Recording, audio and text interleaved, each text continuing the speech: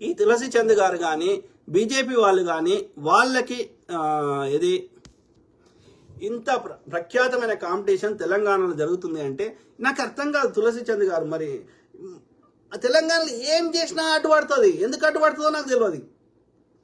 అరే హైదరాబాద్ ఇయ్యాల కాదురా అయ్యా, హైదరాబాద్ అనేది దానికి ఒక చరిత్ర ఉన్నది. హైదరాబాద్ ఒక నగరం కాదు, అది ఒక రాష్ట్రం. అది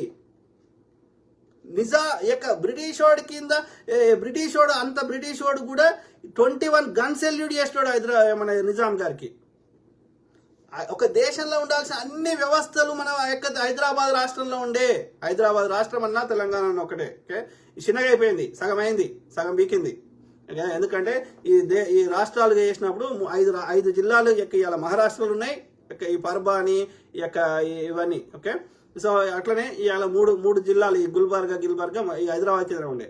ఇవి కాకుండా సపరేట్గా మళ్ళా ఇది మధ్యప్రదేశ్లో ఉన్న ఒక ప్రాంతాన్ని కూడా నిజాం గారే పరిపాలించేవారు. అది స్వతంత్ర రాజ్యంగా, ఒకటి హైదరాబాద్ కింద కాకుండా.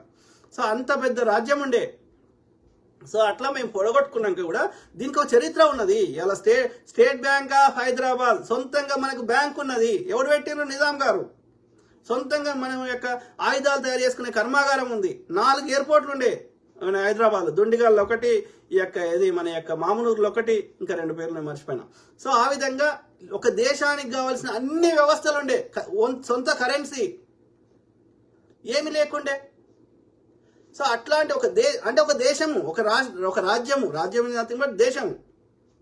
బ్రిటిష్ కాలంలో ఒక దేశంగా వర్ధిల్ల మారినటువంటి ఈ హైదరాబాద్ని ఒక చిన్న రాష్ట్రంగా మేము బతుకుతున్నాం ఇవాళ, మా స్వతంత్రాన్ని కోల్పోయి.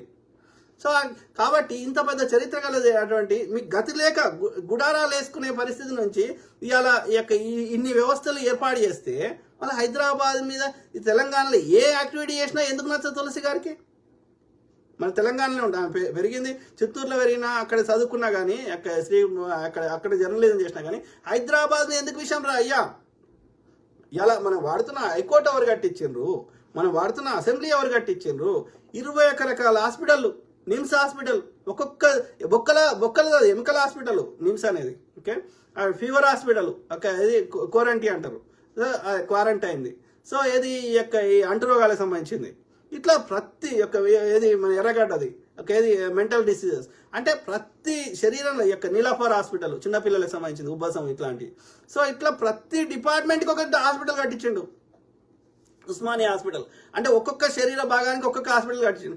ఇన్ని కట్టించినావయ్యా, నువ్వు ఇంత మంచి గొప్ప పరిపాలన చేస్తున్నావు, ఒక చదువుకునే పిల్లలకు ఒక యూనివర్సిటీ కట్టి అని ఎవరు రవీంద్రనాథ్ ఠాగూర్ గారు అడిగినరు. అడిగితే అప్పుడు దేశంలో ఉన్నటువంటి ఫేమస్ ఇంజనీర్ అయినటువంటి ఈ కర్ణాటకలో మైసూరు సామ్రాజ్యంలో ఉన్నటువంటి ఆయన పేరేంది, ఆయన పిలిచి ఇంజనీర్ మోక్షగుండం విశ్వేశ్వరయ్యని పిలిచి ఇవాళ మన ఉస్మానియా యూనివర్సిటీ కట్టించాడు, ఈ ఆర్ట్స్ కాలేజ్ ఇదంతా. అది కాకుండా అంతకుముందు వరదలు వచ్చినాయి అంటే ఈ మళ్ళా మన హైదరాబాద్కి వరదలు రావద్దని చెప్పి ఇవాళ ఉస్మాన్ సాగరు, ఈ గండిపేట అంటున్నాం కదా, గండిపేట, ఇంకోటి ఏం సాగర్, ఆ 2 సాగర్లు కట్టించాడు. చెయ్యని మంచి పనులు లేవు. ఎందుకు ఇంత పెద్ద నగరానికి? ఇప్పుడు దేశంలో ఉన్న 4-5 ప్రధాన నగరాల్లో హైదరాబాద్ ఒక పెద్ద నగరం, అన్నిటికీ హబ్బు. ఐటీ ఇండస్ట్రీకి వాతావరణం మంచిగా ఉంది, ఈ హ్యూమిడిటీ లేదు. ఓకే, ఈ డక్కన్ ప్లాటో ఉంది. ఓకే, ఎత్తు మీద ఉన్నది, వరదలు ఇవన్నిటికీ రావు. ఓకే, సో ఏ రకంగా ఆలోచించినా పెట్టుబడులకి, వాతావరణంకి, అన్నిటికీ అనుకూలమైన సెకండ్ క్యాపిటల్గా విరజిల్లుతున్నటువంటి హైదరాబాద్ నగరము, లేదంటే హైదరాబాదు తెలంగాణ రాష్ట్రాన్ని చూసి మీరు గర్వపడాలి. కానీ కుళ్ళుకుంటే ఎట్లా కాదు. ఇలా ఆంధ్రప్రదేశ్ చెందిన అనేక మంది తెలంగాణలో టీవీ స్టేషన్లు పెట్టుకున్నారు, ఏమంటారు ఐటీ కంపెనీలు పెట్టుకున్నారు, లేకపోతే ఎనీ పెద్ద వ్యాపారాలు పెట్టుకున్నారు, లేకపోతే రియల్ ఎస్టేట్ దందాలు చేస్తున్నారు. అది కాకుండా ఏమంటారు ఈ టీవీ స్టేషన్లు ఉన్నాయి. ఇక్కడనే ఎందుకు పెట్టుకున్నారు? మేము వెళ్ళిపోయే పరిస్థితి లేకుండా ఎందుకున్నారు? ఎందుకంటే మిగతా రాష్ట్రాల్లో మీకు భద్రత లేదు. మీరు తయారు చేసిన వస్తువులకు, సేవలకు మార్కెట్ కల్పించడం కాకుండా మీకు భద్రత కల్పిస్తున్నాం మీ వ్యాపారాలకి. ఇదే ఆంధ్రప్రదేశ్లో పెడితే వాడు ఎవడు కాల పెడతాడో తెలియదు. మీ దగ్గర మొత్తం ఎక్కువ కమిషన్లు వసూలు చేస్తారు. బీజేపీ రాష్ట్రాల్లో సేమ్ స్టోరీ. కాబట్టి మీకు భద్రత కల్పించి మీకు ఒక మంచి వ్యాపారం చేసుకునే వాతావరణాన్ని కల్పిస్తే సంతోషపడాలి, కృతజ్ఞత చూపెట్టాలి. కానీ మీ వస్తువులకు, సేవలకు మార్కెట్ కల్పిస్తే అంతేగాని మా మీద ఎందుకు కుళ్ళుకుంటున్నారు? I don't understand. ఆలోచించుకోండి తులసి గారు.